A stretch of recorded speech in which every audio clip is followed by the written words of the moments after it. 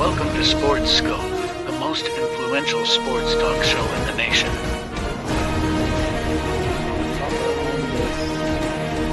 What is today, the 19th? Stay tuned for updates and great sports content. Hello, everybody. Welcome to Sports Scope. I'm your host, Robert Butler. On this 23rd day of April, we are 48 hours to the exact minute from the start of the NFL draft. As you can see below on the screen, scrolling across the ticker here is my mock NFL draft for the top 10. This is my mock for the top 10. Thursday, I will have Carlos Mad New Yorker Chavez on for a special draft edition. We will be doing the top 10. This is an hour-long show. It will go on a little bit longer past that. Of course, I've only got an hour on Roku TV. You can come back and watch the show live on the Sports Scope YouTube app. We will be ahead. Usually we are ahead of TV. We will be ahead of TV. I follow a person on the X app who goes to the draft. So we will be able to cover the draft, those first top 10 Thursday. And of course, something came up on my screen. And of course, we will be back Friday to discuss the rest of the draft, of course, and in these NBA playoffs. Speaking of playoffs today, going to talk about the reality of Joel Embiid and what they should do there in Philadelphia, in my opinion. The Lakers, are they one player away? But not the player to replace that you think they should replace or should add on. I'll talk about that, tease that for a little bit. And also Zach Wilson. Zach Wilson's a Denver Bronco now. Talk a little bit about that 2021 quarterback draft and whatnot. So first, let's take our first and only break. I'll be back here, 49 seconds. Hit the ground running here on Sports Scope. Hello, Sports Scope followers. The program has seen tremendous growth since going 5 days a week. I just wanted to thank everybody for your cash contributions and sharing the program with friends and families. Just a reminder, if you want to contribute to the program, go to the Cash App, the cash sign, and Sports Scope. There are other ways to contribute to the program listed at the bottom of the screen. If you want to advertise on the program, go to sports, that is sports with an S, another S, scope, SKOPE, at gmail.com, just like it's listed at the bottom of the screen. Thank you and enjoy the program. Alrighty then. We'll get to all those playoff games, but I'll say this. Just talking about the two big games last night, I understand Cleveland played Orlando. Not quite the excitement, the thrills of Denver and LA, and of course the Knicks and the 76ers. As I said and expected them to be, going to be really good, nail-biting type of games here, okay? But, listen, Lakers and 76ers simply look like the better teams early in these first two games. Sixers' chances of winning, not to mention 20-point lead for the LA Lakers in the third quarter. Didn't watch all that game. I actually watched that game at about 5:30 this morning on the ESPN YouTube app there. Couldn't stay up late enough to watch that game here. But again, the Lakers had a chemistry and more health.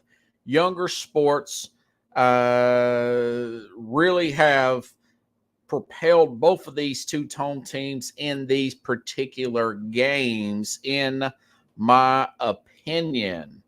So I'll start off in chronological. Let me go off. You know what? Let me start off with this Lakers game. So they blew a 20-point lead last night in the third quarter. And they, by the way, they had a double-digit lead Saturday. Had a double-digit lead. Saturday night in Denver as well. So I could see that there's been talk about the possible chance of the Lakers getting to the finals. I've pressed and criticized our national media shows, your Foxes and ESPNs, for really talking a lot about the Warriors and Lakers, considering they're play-in teams. But the truth of the matter about this Laker team, other than the Kings, who just got eliminated on Friday night by the Pelicans, I was wrong about that, right? Other than Denver, they're probably the best teams in the West and probably slightly behind, if not better than Boston. They beat Boston when I saw them play. So I could see where the Lakers can be essentially one player away from a possible championship. They just can't finish games, if not for Denver and Sacramento. But my thing is, they could use a guy like a Giannis, right? Instead of LeBron. LeBron's 40 years old, okay? I brought up the fact that LeBron, I did a show about him possibly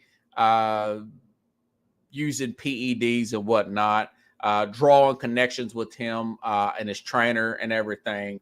But that being said, LeBron has really playing well, whether you can prove it or not. I'm not saying that. I'm just saying possible. I'm not accusing him of using PEDs. But the truth of the matter is, LeBron wears down at the end of the games.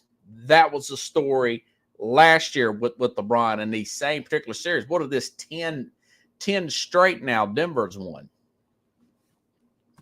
So my thing is that they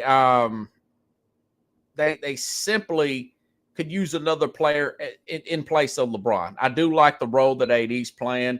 I like the other role players around. Anthony Davis, and I got a little soundbite here. Great game, by the way. What a game! I put this on the X app. Those are the two of the best games I've seen in the first round. It seemed like years, between both Philadelphia and New York, and of course Denver and LA. Here's Jamal Murray after last night, in case you missed it, hitting the game winner. Denver storming back, being down 20 points. Here is his comments after the game, how this thing was set up. Listen up. If I can find it. Got so many, I want to say right there, stand by. It was a great no-call timeout because we had enough time to get up there and get organized. I would have to see the play again. But I think me, Yoke, KCP was in the action. LeBron was on me. K got out of there. I came off, they switched. And then I think I had, Yoke was kind of looming, waiting for me to make a decision. And then I just, faked like I was going to shoot a three or do a step back or something. And then AD kind of pressed up a little bit. I just got to my spot, beat him to the spot, and I was able to elevate and make it. That you told him you didn't even see it go in. Mm-hmm. What was like? Yeah, listen to this last part again, and then I'll put some more context to it. He beat AD to his spot, pulls up, drains the game-winning jumper. Listen to that part again. Jamal Murray, Denver Nuggets. That you told him you didn't even see it go in. Mm-hmm. And then I just, I think I had, Yoke was kind of looming, waiting for me to make a decision. And then I just, faked like I was going to shoot a three or do a step back or something. And then AD kind of pressed up a little bit. I just got to my spot, beat him to the spot, and I was able to elevate and make it. That you told him you didn't even see it go in. Mm-hmm. What was like your literal view as you were going down? Well, I mean, I jumped pretty high, I faded a lot, and I just lost my balance and fell. And I just saw the ball over the rim. I think AD was in my way, or somebody was in my way. And I just heard everybody scream. That's how I know it went in. Yeah, just describing a shot for the program. I'd love to put that on here, but I don't have the technology nor the copyright to do so. It's very Michael Jordan fadeaway. Let's see, maybe Kawhi Leonard to beat who was it? To beat the 76ers at the end a few years ago, about 5 years ago when he was with the Toronto Raptors. Shot like that, bunch of people crowding him in. Couldn't hardly see it go in. Plus, Anthony Davis was there. So it looks like he hit it in Anthony Davis's face here. And let's see. Here's Anthony Davis's. Here's his comment on it. And he sounds like he wasn't too happy with the way this thing played out. Anthony Davis about Jamal Murray's game winner. To kind of piggyback off that one, can you take us through that last play and just what happened and what unfolded? What was, I don't know if you were screened or what happened on that last play. Jamal Murray made a shot. He was so mad. He just said Jamal Murray made a shot. Thump, mic drop, got the bleep out of here. Never takes his sunglasses off. I feel your pain, the way the former president Bill Clinton used to say. 10-point plus lead in game 1, 20-point lead in game 2. Often those leads going back last year to the playoffs against this Denver team. And they just can't finish Denver off. Denver comes back, closes them out, wins. This is probably a 4 or 5 game series. Maybe they get game 3 in LA. Like I said, I think they're probably a player away. If they make a move this summer and get a Trae Young or somebody, I can understand that. If I'm the Lakers. I do. But the problem with the Lakers is when you've got a 40-year-old LeBron James, you're going to have to limit minutes and ultimately limit games. They cannot finish 9 or 10. They need to finish like a 4 or 5 where they got home court early on, and they're not playing a Denver Nugget team early in the season. So they simply got to get younger, possibly try to move off LeBron and get somebody else to finish these games. LeBron's out of gas. You need a better finisher to close these games out. I don't know how they're going to work this out. My guess is they'll keep LeBron, maybe go after Kyrie in the offseason, maybe go after a Trae Young or somebody like that, which makes never mind. I don't think none of that's going to happen. But I can kind of see where the school of thought is, where this team is. They're so close yet so far, and they've got a guy they probably should move on from the 40-year-old LeBron and open up that cap space.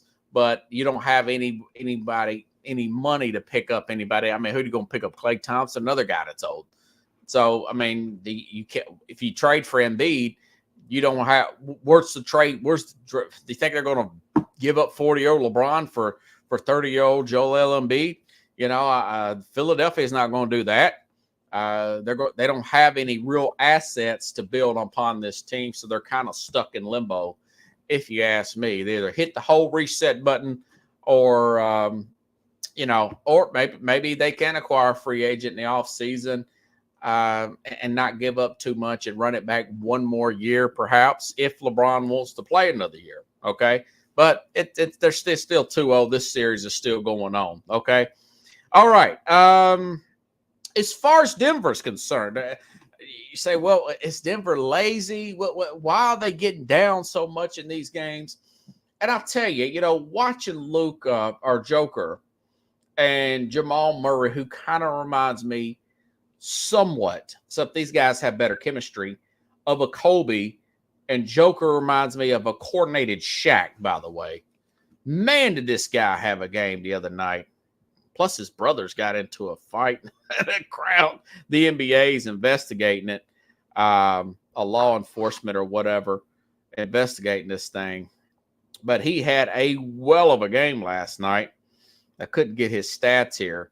Another triple double, go figure, with the 10 assists. But going back to Denver, while they're getting off to these slow starts, they've won the championship. Joker's won multiple MVPs. There's a chance he can win his third in 4 years. Okay. Some say he should have won it last year. It was the vote was against him not getting 3 straight, and you give it to Joel Embiid. Whatever it means, no, never mind. I think SGA is going to win it this year. They got the number 1 seed by a process of tiebreaker. Denver gets the 2 seed in the West. But they remind me of that Laker team. If you look back to Shaq, Kobe, early 2000 Lakers from 2000 when they first won their championship, would they win 2-3 in a row, something like that? They would often get down early in these games, and it's because teams were getting really, really amped up to play them. You're getting, and every championship coach will tell you this going into year 2. You could still be playing the same, but you're getting everybody else's A game because you're the champions. And it's Lakers, whether it be against that 2001 King team or that 2002 King team that pushed them to 7 games, right? There has some controversy about with the referee, or those teams that played the Spurs back and forth, the 3 and the 4 that play those Spurs teams. Or Detroit, where they got beat in the against Detroit. I think it was in 05, right? Where the Pistons won the championship. You get their best. Even the year of 2000, Game 7 against Portland, they were down, 25 points in Game 7 and came back.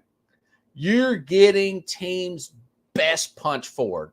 And Joker, when they couldn't hit a jump shot late, I was watching the replay this morning.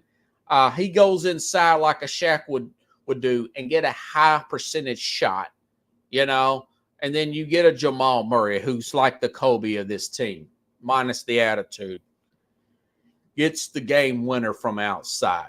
You've got complementary pieces like an Aaron Gordon, or in their cases, like a, I forgot the guy's name now, Robert Ory, Fox, Fisher. Shaq was so dominant. Somewhat like that. This guy's way more coordinated than Shaq. And, of course, Murray's not quite as talented as a Kobe Bryant, won multiple MVPs. But that's my story behind that. Now, Joel Embiid. Switching gears to the East. Another great game, great series. Hey, listen. They were up early in that series. They were up double digits early against the Knicks on Saturday night. They were up very late, 4-point game.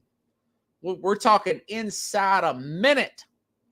4-point game inside a minute. Looked like they were going to tie this thing up at 1. Great game by Embiid.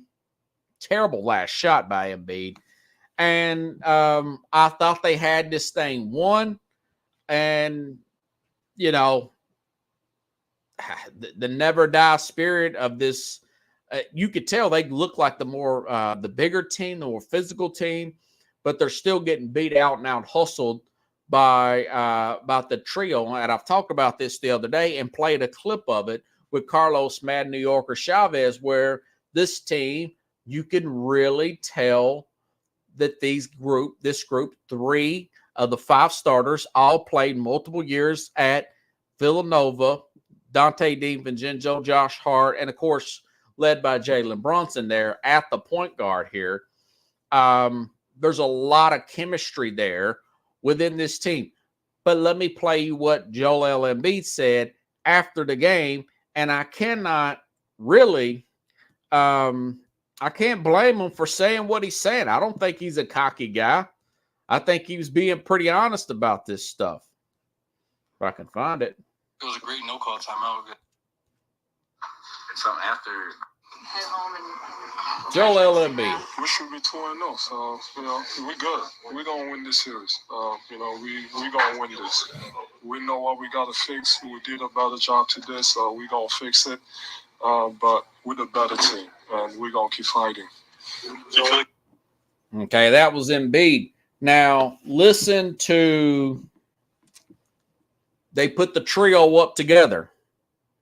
on the Knicks, listen to Dante DiVincenzo, knowing he's going to get the ball back after a miss because he trusts his teammates to follow the playbook if there's a missed shot and it's kicked back out to him. I love this team chemistry here. You don't get a lot of this out of the NBA. You get more of this out of the college game. But the teams that win in the NBA, going back to the Warriors, they had this kind of chemistry when they were winning. That ball movement to the perimeter, the interior defense, the hustle to the ball. The Warriors one of the best rebounding teams in the NBA. Okay?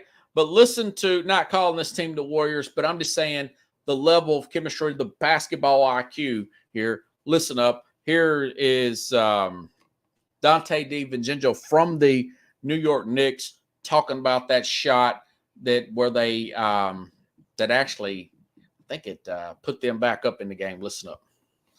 So after I missed the first one, I was really hoping that Isaiah got it because I knew that, the rotation of everything, I was going to get a second look. So thank God he got the offensive rebound. Yeah, they got the offensive rebound. They got a steal. They were down 4. You get the 3 by Jalen Brunson. The ball bounces on the rim and bounces back in. That's called just a good home rim right there, right? So they get the steal on the inbound. This is very much almost Reggie Miller-like, 1995 against the Indiana Pacers or against the New York Knicks. Steals the ball, hits a 3, steals the ball, hits another 3, 6 points in like 3. It wasn't that. It was less than a minute. It wasn't like 9 seconds or whatever. So anyways, Brunson hits the 3. There's a steal, and I want to say it was by Brunson, or it might have been Hart that caused the ball to pop up in the air. DiVincenzo shoots it from the corner, misses. Somebody tips it out here.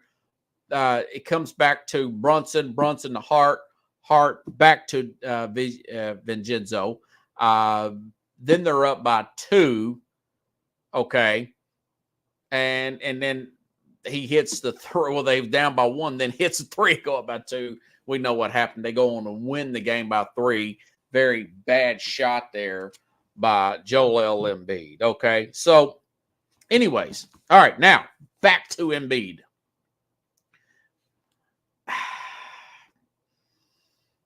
As these games have played out, as they have went forward, you just get a sense that game was how Embiid's career has been in the playoffs. Okay. He's had a spring right knee last season that cost him games against Brooklyn and Boston. He missed 2 games in the second round in 2022 and another in the first, by the way, because he's coming back from an injury, right? That nobody thought he was going to be able to come back from. In the first round in 2021 and various injuries on the top of the 2 missed began in the 2018 playoffs with the orbital fracture and another in 2019, also a knee problem. Not to mention his injuries going all the way back to Kansas. Not to mention that with Embiid. Okay. They have to come to this real. I know that he's been rumored.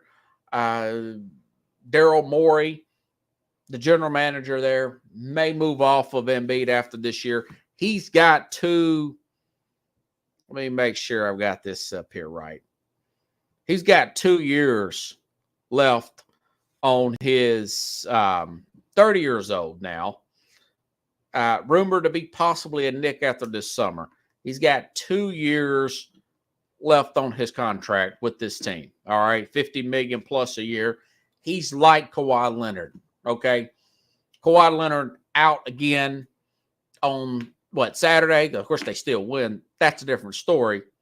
But you look over it. He does not need, and I've said this about Westbrook a few years ago. Now people are finally catching up with me. About 2 years ago, I said Russell Wilson needs to come off the bench for the Clippers. He's no longer a starter. His plus minus is terrible down the stretch. He makes bad decisions with shots. He needs to come off, and he doesn't need to finish games. Now that's what they do. I don't know if they finish him, but he comes off the bench, and he's a fire plug, a 6 man of the year type of candidate of a player. He's the man off the bench. Okay, I'm saying this about Embiid. He can no longer be leaned on as the folk. Yeah, you saw that bad shot he took yesterday at the very end, a 30-foot three. Probably should have let Maxey take it, who was battling some kind of illness, a flu-like symptoms, and he came out and played really well, shot the three ball pretty well. But with that injury history, he's 30 years old. He's a big. He's not getting any younger, okay? This kind of reminds me of Anthony Davis when he first came to L.A. With his injury history and whatnot. You know, he leaned on LeBron more the first year there, the first 2 years there. Now I think he's the man there, okay? I'm not sure if this will be the same thing with Embiid, but my point is, he shouldn't be leaned on as the number one guy. He needs to be a 2 or a 3. Other words, if he's hurt, they can still win games, and they're not sitting there at the bottom of the deal. He doesn't have to have that pressure. He's got to get his minutes lowered. He's got to keep his weight down, and he's got to realize that he can't be the guy with all the heavy minutes that's always taking the last shot. He can't be the vocal point. Somebody's going to have to communicate. The guy, listen, man, you're 30 years old. He's had these problems going all the way back to Kansas. Quite frankly, as bad as it was out of Kansas, I knew the talent was always there with Embiid, but as bad as it was as Kansas, and remember he missed the whole season when he first started with the foot problem. A lot of people was thinking maybe this guy's going to be like Greg Odom. Remember Greg Odom? Poor Portland Trailblazers. The former Ohio State product was drafted over Kevin Durant. There was fear he was going to be like that. My thing is he needs to be a third reel. He does not need to be the main player. If he's one of those players, it takes the pressure off of him. He's not pushing himself to re-injure himself even farther like I think he's done. He's hobbling right now. He's hobbling out there, even though I think he had, 30 points last night, played really well. Contrary to what he says, I don't think they're going to win this series. Matter of fact, they never in the history of the organization won a series when down 0-2, according to the stats and info. Now, records, they look like the better team. You know, the Knicks look like an undersized team, but the Knicks has got a lot of chemistry there. These guys play their guts out for them. I read a survey or a poll, whatever you want to call it. Anonymous players, 77 anonymous players surveyed. The most unlikely coach that they would want to play for 3 years in a row was Tom Thibodeau. Josh Hart played 48 minutes. So can you imagine a Tom Thibodeau playing a Joel Embiid?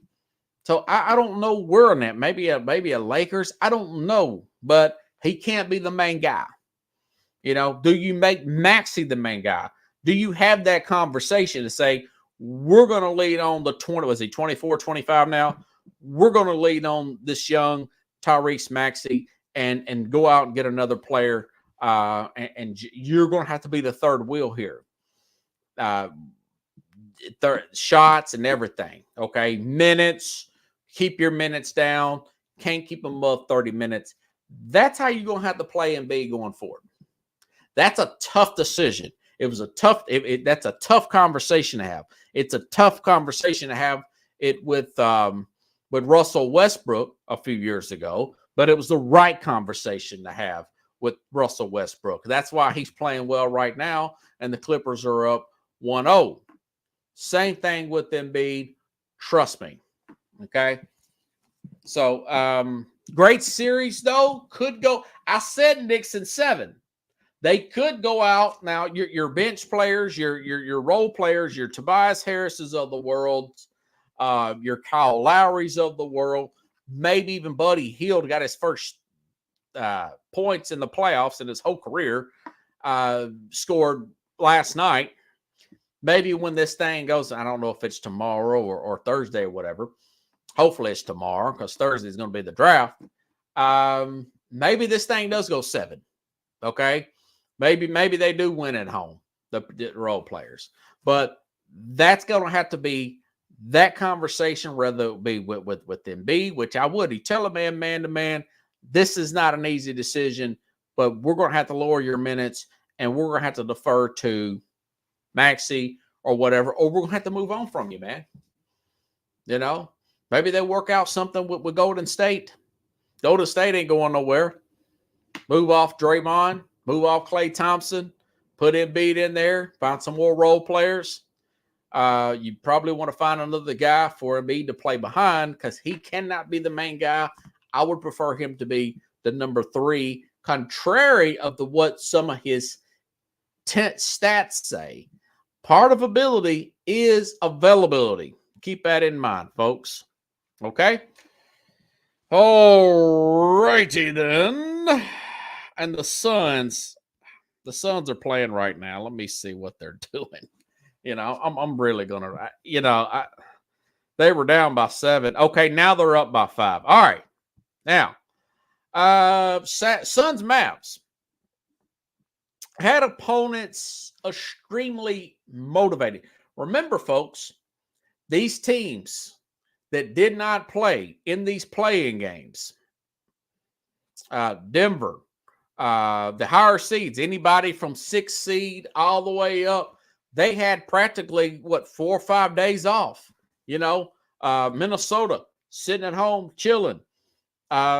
This Suns team, they've won 3 straight games. They swept out in the regular season, and Minnesota, all that talent, young and rising Anthony Edwards on that team.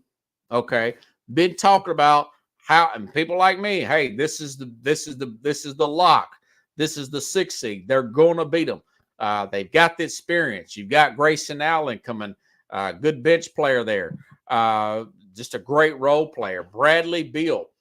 Nurkic starting to get underneath, getting the rebounds that he needed to get. We know Bradley Beal healthy at the moment. Durant playing really well down the stretch, getting big wins over big-time opponents here, this Suns team. And, Minnesota heard that all week. They come out there. They were physical. They out-hustled. Great game, Anthony Edwards, 33, 9 rebounds, 6 assists. And I felt like the Suns were never in that game. And that really irritated the fire to me because I lost a few dollars on it. Now, they're playing right now. I thought they would come back and win. They're up by 5. They were down 8-0 to start this game. They have a tendency to zone out sometimes. That you want to call it a lack of leadership from Durant. I don't know. I don't really know. Either way, I think they're going to bounce back and win this series. I think they'll win tonight. They're up by 5 as we speak in this particular game. But beware of the motivation and the talent. Plus, they got Karl Anthony Towns back. This could be another 7-gamer. Going to be really good to watch. Same thing with Dallas. Dallas, this series, these two teams play. I think this is the 3rd year in a row that Kawhi's had to play against Luka. And it seems like Luka just eats these guys up.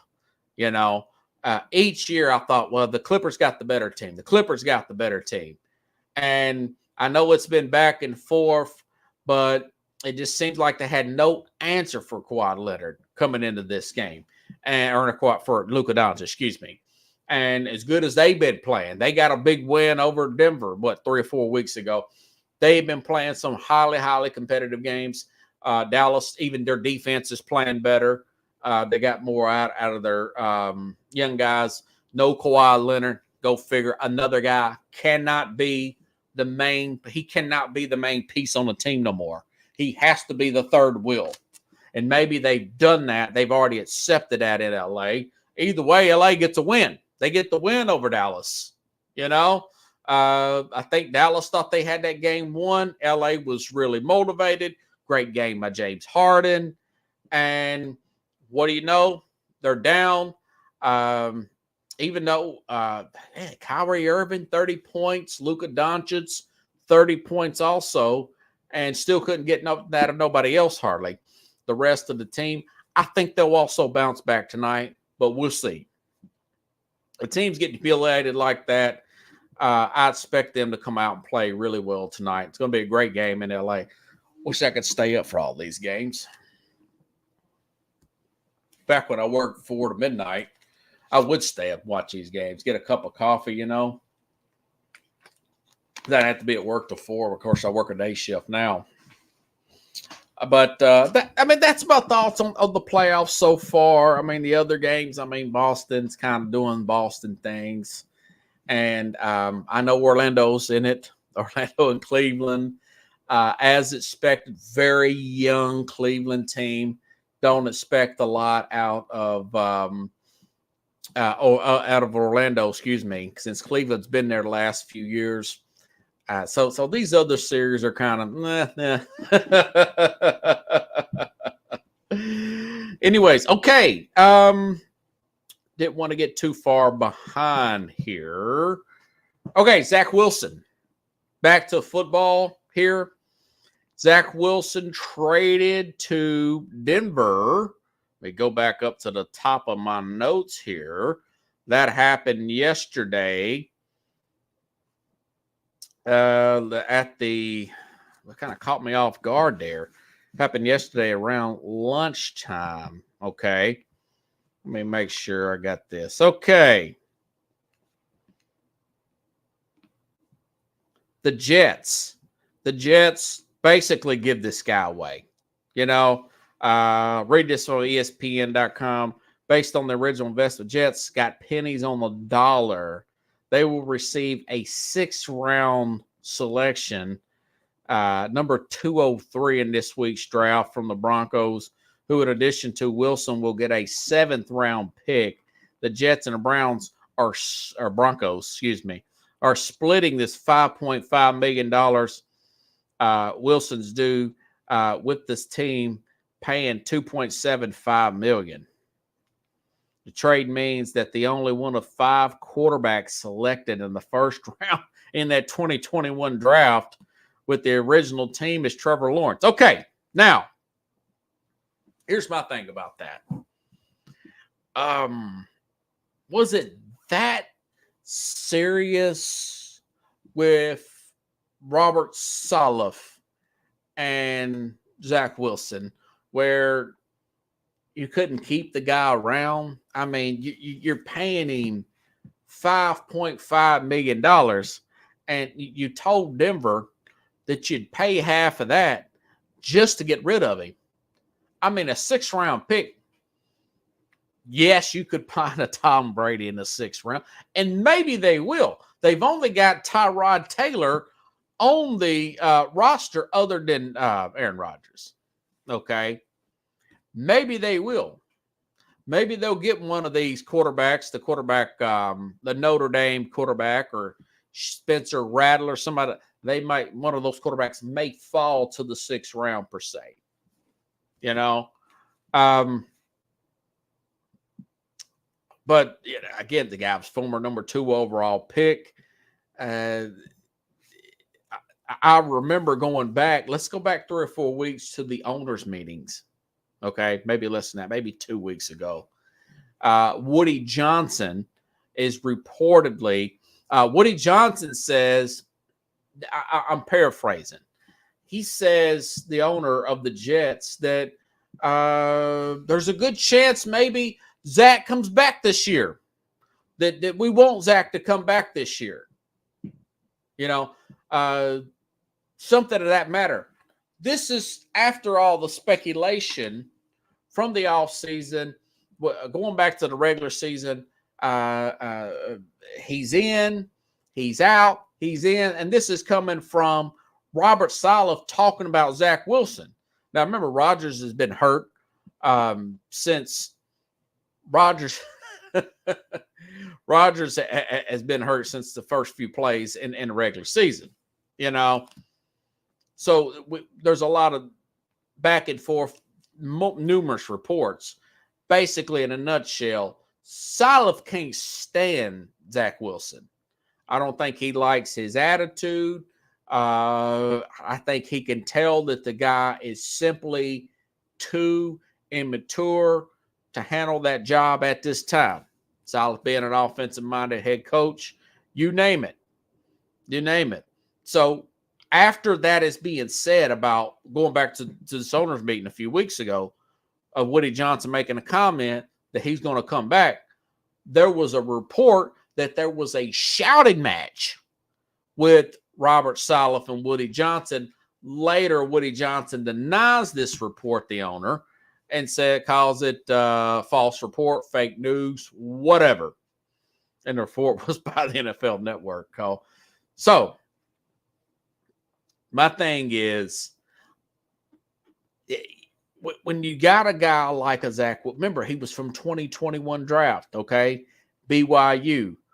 Why'd I keep saying 2020? What was that season prior to that? 2020 COVID year. I mean, games canceled, several conferences. Are you going to play? Are you not going to play? Not a lot of defenses implemented. Not a lot of schemes offensively put in there, implemented. And look at all the players drafted that missed. Now, remember, Trevor Lawrence was a phenom. Lawrence was considered, and I remember Tom Presrio from the NFL Network, he said some scouts thought that they were more impressed with Zach Wilson in some of his throws over Trevor Lawrence. Well, Lawrence was considered a number one pick after his freshman year in high school. You never see that from a college quarterback. He was considered a number one pick from his freshman year. Remember, he beat Alabama to win the national championship and did it with ease after it being a true freshman. He's got the height, the hair. LeVar Arrington called him football Jesus. I mean, he was really blown up. So, so we all kind of knew he was the guy. But you look at guys like, obviously, you look at Zach Wilson. He was traded. He was picked at number 2 by the Jets. Big swing, big miss. BYU guy, played somewhat his first year. You'd rather see a guy like that sit, coming from BYU, young, 21 years old, coming from a smaller conference, a smaller school, not a powerhouse, kind of defensive-minded head coach, Robert Saleh. You could kind of see that was where that was going early on in that relationship. And then you get a guy like a Trey Lance, who did sit with the 49ers. They thought they were doing the right thing. Remember, with Jimmy Garoppolo, and it just couldn't work out. The 7th round pick that year, the 7th round pick on the next year, right? With Brock Purdy, ends up being better than Trevor Lawrence. The coaches just mismanaged the guy's speed. He was simply not ready. And now he's already been traded. And then you look at guys like Justin Fields, goes to defensive-minded head coach there with the Bears, doesn't properly learn I remember watching him play in the national championship game, right? And then a few months later, reports come out about Justin Fields had work ethic issues, had strikes against him because he comes out of Ohio State. Now, we've got C.J. Stroud, who's turned out to be a total outlier. But in the past, most of these Ohio State and Alabama quarterbacks don't turn out to what they what we're hyped up to be. You know, I mean, I understand that Hurts had to transfer, and Tua's been hurt all the time. You know? So you've got Fields now. He's been moved. Trey Lance has been moved. Mac Jones. I mean, how bad can you get it? The guy's second year in the league. The head coach says, you know what? Special teams guy, former defensive guy, Pat Patricia, you work with this guy. Take a crash course on offense. We know you've been defense for 25 years, whatever, however long you've been coaching. And we'll go ahead and throw you in here with Mac Jones, and y'all just get it done because I'm Bill Belichick. I'm the smartest guy in the world. That, if anything got Bill Belichick fired, it was probably that. And I'm a Bill Belichick guy, right? $25 million a year. So you look at all these players here, other than Trevor Lawrence, that are totally wiped out. Then the flip side, let's go back 1 year, folks. 1 year, 2020. Joe Burrow, number 1 pick overall. I think he's pretty good. He's just in a Super Bowl, right? Second contract. Tua, drafted before him. Called Tua anything you want to. He's on his way to fifth-year options picked up for Tua. Tua was in the playoffs last year. Wasn't a bad pickup there for the Miami Dolphins. Justin Herbert just signed another big second contract. Has been to the playoffs here with Brandon Staley, with the running back guy before that, and I can't remember that. Running back coach turned head coach. Then you had Brandon Staley, who was total disaster. Got a second contract. The organization believes in him. He's a hit. Jordan Love, same draft. Now he's set for 3 years. The guy's set for 3 years. A lot of people thought he was a bust. I was one of those people. Really light came off about a week or two before Thanksgiving for him. Now they've already got the 5th-year option, air quote, paid for coming into next year, which I think is this year. He looks like a guy that's going to get a second contract. That was 2020. Okay, then you had guys like Jake Fromm also. But that is 2020. These are guys whose 5th-year option / second contract guys. 1, Burrow. 2, Tua. 3, Justin Herbert. 4, Jalen Hurts in the Super Bowl. 5, Jordan Love. You say, well, what does all this mean? It's somewhat a crapshoot. And I think you cannot give up as an organization if something like this happens. But I do think you have more of success rate if you can let a player sit for a year or two. Now, I know it didn't work in Trey Lance's case, but it worked for Mahomes. It's worked for Aaron Rodgers, who fell way down in the draft.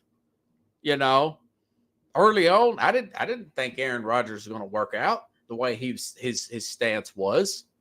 You know, okay, Love, Aaron Rodgers, Tom Brady sat out a year, folks. Tom Brady sat out a year. So, and then you put them in with a offensive-minded head coach. You put weapons around them. When you're breaking in, you blocking up front, run game, weapons around them. That's usually more of a that's a recipe for success. It's not a lock. It's not a lock. I do think that some players simply are still raw. They do not need to be backups. They need to be getting snaps and continue to play. Okay. I do not think it's the end of the world for Zach Wilson in Denver. Look at what Baker Mayfield. I wrote him off as a bust. He's comeback player of the year for me.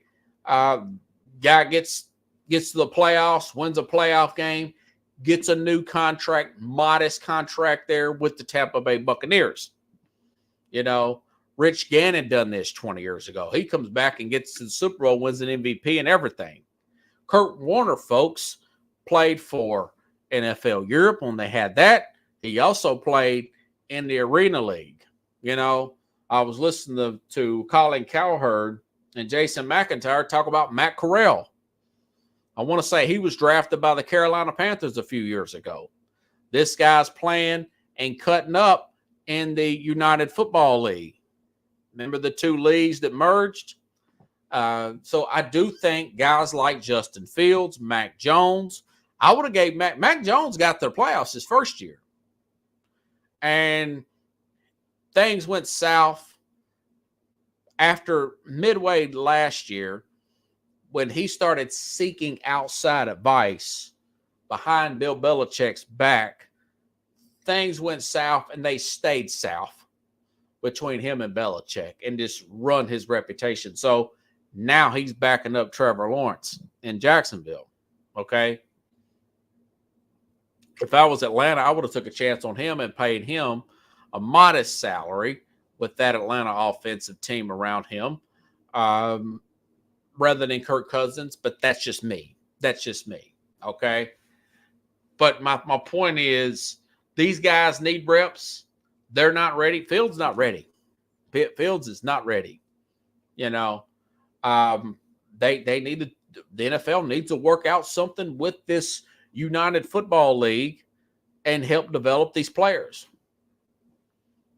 You know, there's a player, I want to say his name was Drew Maddox, if I'm not mistaken, played for the Steelers for a while. He played for the first XFL back in 2002, I want to say.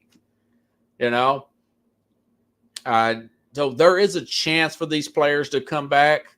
It's unlikely. History says no, but there are a few outliers that say that that they will. And again, as far as teams are concerned, you got to keep them trying. You know, you can go from the outhouse to the penthouse if you get that quarterback position right. If you get that position right, everything changes. Look at a year ago. 1 year ago to this week. 1 year ago to this week. I thought to myself, D'Amico Ryans, defensive-minded head coach. Houston has been a disaster in the past. Deshaun Watson forces his way out of town. Who was it? Oh, God. J.J. Watt, please cut me. Get me out of here. You know? Players running away from this organization like it's on fire. And Stroud, terrible test scores on this little quarterback test thing. You know, everybody thought it was going to be Bryce Young. Still maybe Bryce Young. But we know what happened. Stroud ends up looking like he's a ready-made Super Bowl quarterback after the first year. D'Amico Ryans looks like he can coach. There's good chemistry there. They hit on who was the guy, the Will Anderson, the defensive end, also from I think he was the defensive rookie of the year, wasn't he? From Houston. And now their future's looking promising. People's talking about them going to the Super Bowl next year. Now, he may take a step back. Teams may adjust to C.J. Stroud. Now, they got Stephon Diggs. They got Daniel Hunter. A lot of people saying they could be a – but look at how things change from one calendar to the other. Look at Joe Burrow. Cincinnati, I said this on this show. This quarterback coach, are you kidding me? This guy's been a coordinator, this Zach Taylor. They've lost their they've got the number one pick next year. They're going to get this kid out of LSU who had a great year. Probably going to get him killed because the line stinks. And then he comes in, he starts throwing those back shoulder passes. Those end up eventually getting hurt. But the next year, the guy goes all the way to the Super Bowl. Then the year after that, they get to the AFC Championship game. Now, he's been hurt, but the future's bright for Cincinnati. He's the most winningest quarterback in the history, playoff-wise, of the organization. He took them from the outhouse to the penthouse. That's why I tell people here in Nashville, the Titans could rebound with Will Levis coming in a year or two. Already got Calvin Ridley here. Got some defensive pieces for him to play alongside. Of course, Calvin Ridley, DeAndre Hopkins. Looks like they're going to be in line to get the best left tackle here. You get it. There's a possibility he could be that guy. He could very well got that offensive-minded head coach here. Got a lot of pieces around him. Got a new center, much more experience, upgraded the center position for the Titans. This guy showed Titans it was a pretty good win there over Miami last year. So, it's things can change. So you can't give up hope. And hope starts 48 hours from now. Actually, I guess it'd be 47 since the show's just about over. So, anyways, if you like the show, share the show. I'm going to try to get the end of my mock in tomorrow if I got time. And then, of course, Thursday, Carlos Mad New Yorker Chavez will be on the program hosting. We're going to do the first top 10. We're going to hang around for the first top 10 picks of the draft here. And next Tuesday, Rich Ferris from the Titans flagship 104.5 The Zone, the Cumulus radio that covers the Titans. He's going to come back on, and we're going to go over the Tennessee Titans. Going to go over their draft since they're a big player in this particular draft and off season here. Okay. Have a good night, everybody. I'll be back otherwise. Same time, same place here on Sports Scope.